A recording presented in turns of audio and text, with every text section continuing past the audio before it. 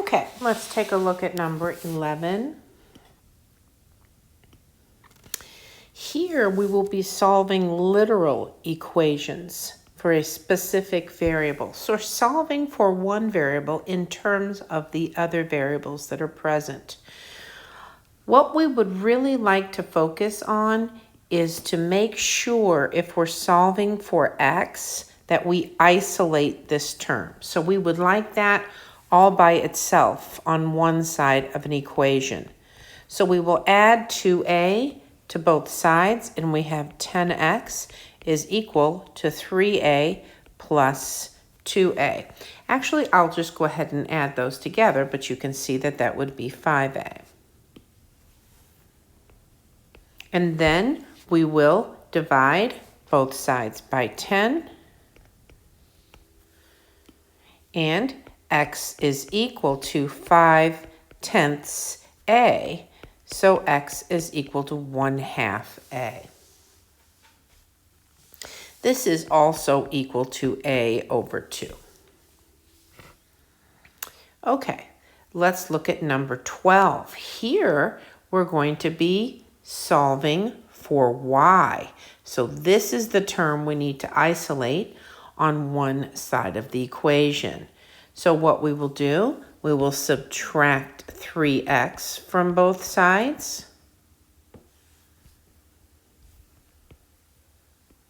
And we have a negative 5y equals 10 minus 3x.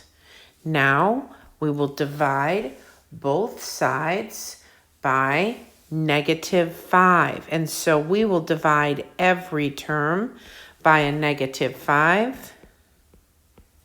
And we have y is equal to negative 10/5 plus 3x over 5. And of course, then y is equal to negative 2 plus 3/5 x.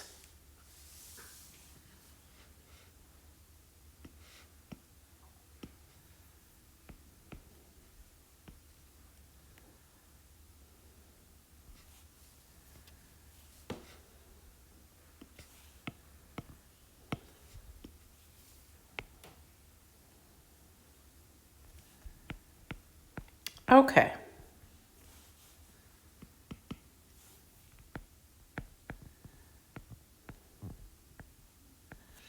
Now, let's go ahead and take a look at number 13.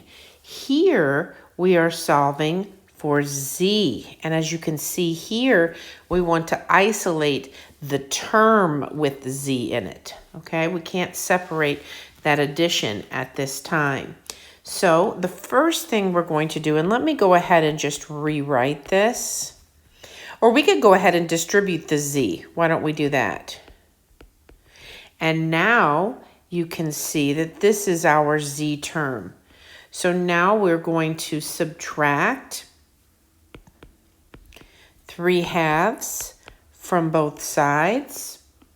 And we have a minus 3/2 is equal to 3/2 z. So now we will multiply both sides by 2/3. So here we have 2/3 a minus, and as you can see, the 2's cancel and the 3's cancel, and we end up with just a 1. Okay, let me unmark those. But that's what happens. Equals, and what do you notice here? The 2's cancel out and the 3's cancel out. 2 divided by 2 is 1, and 3 divided by 3 is 1. And so then we have z. So z is equal to 2/3 a minus 1.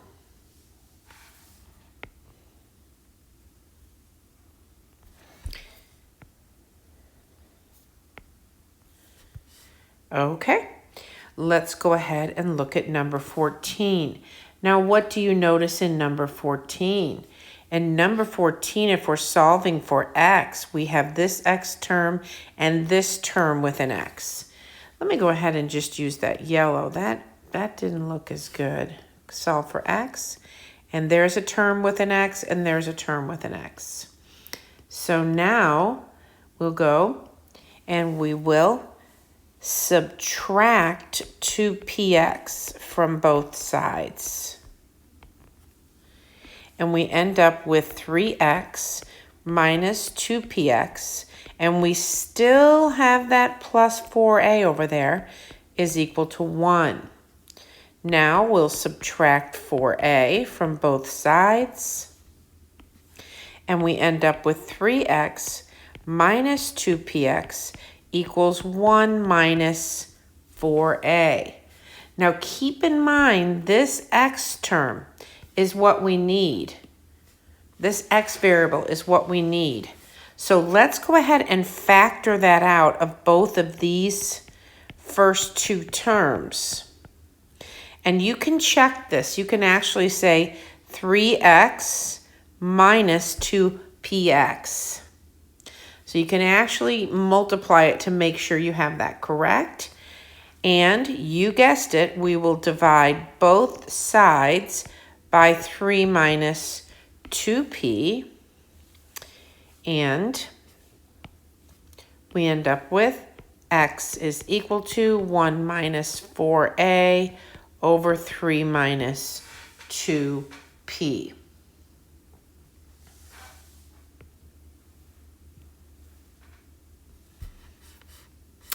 Okay, let's take a look at number 15, and this is the last problem in the section.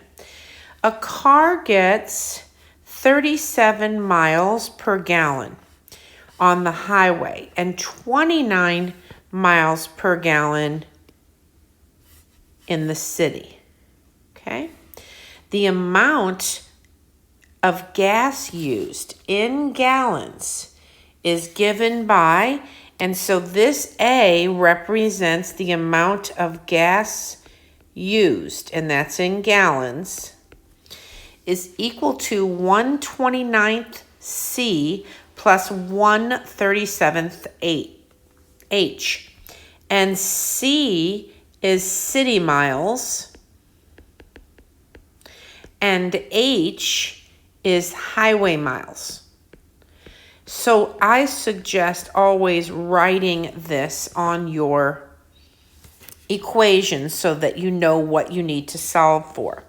So if the car is driven 58 miles in the city, so what would that mean? What would 58 be? C is 58. And used 5 gallons of gas. So we know that A is equal to 5.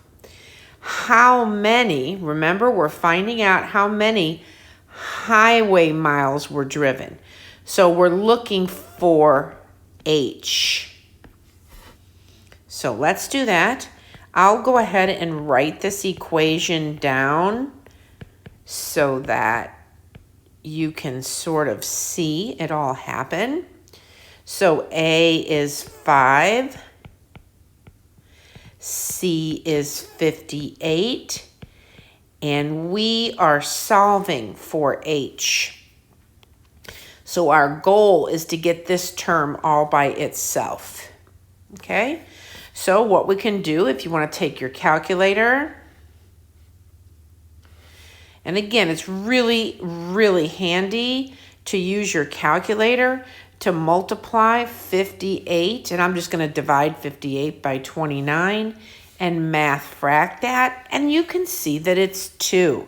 Now, you might think, well, that's kind of funny. I knew that, but what I'm trying to show you is that those type of calculations can be done in your calculator, if these are, of course, much larger numbers.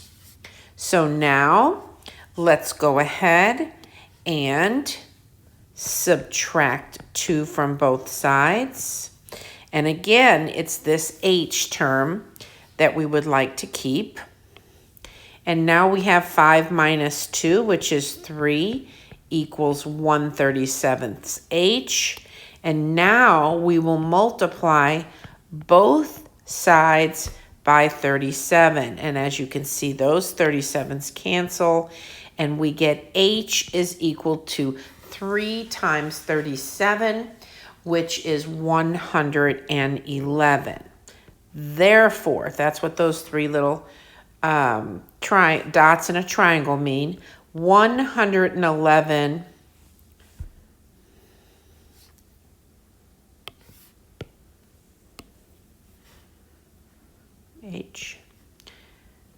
highway miles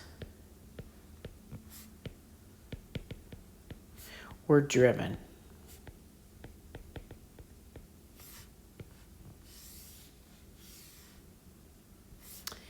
And that concludes this second half of the lesson.